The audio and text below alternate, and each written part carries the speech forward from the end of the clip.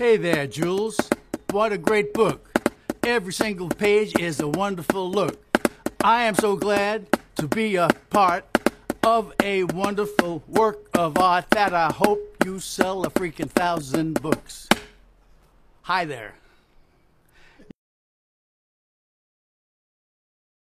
My hero, Big Sid Catlett on 52nd Street, where he used to let me sit in once in a while. And his advice was, how's your reading coming along? I said, pretty good. He said, I want you to become a very good reader. And here's why.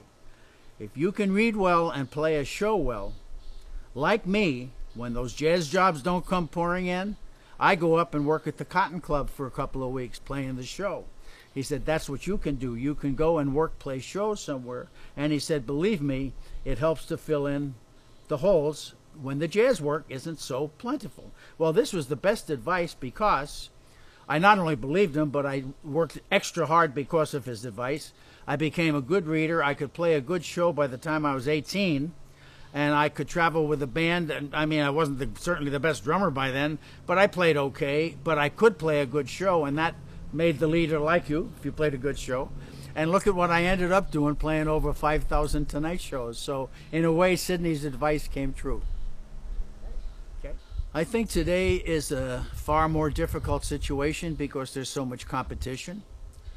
I always think that talent will rise to the top. I think when I was coming up, if you played quite well, you'd work. Right. I'm not talking about play the best, maybe. I mean, the very top. But if you played quite well, you were a good professional drummer, you would work. Mm-hmm. You'd support your family, you really would. But I do think for all the great, let's say 90% of the people that aren't the 10% very best and are good players and they're good solid professional players, what I find is helpful from my students, I've learned this, is try to have a little side action in something like engineering, or maybe teching for other people, or starting a tech service like one of my students did for instrument teching and transportation.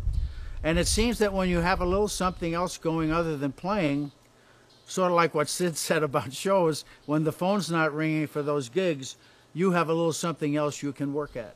I have two students that are good engineers, and they definitely help to pay their bills, and they're very good drummers in between jobs by doing studio engineering. So that's the advice I give today. It's a different advice than you might have given many, many years ago.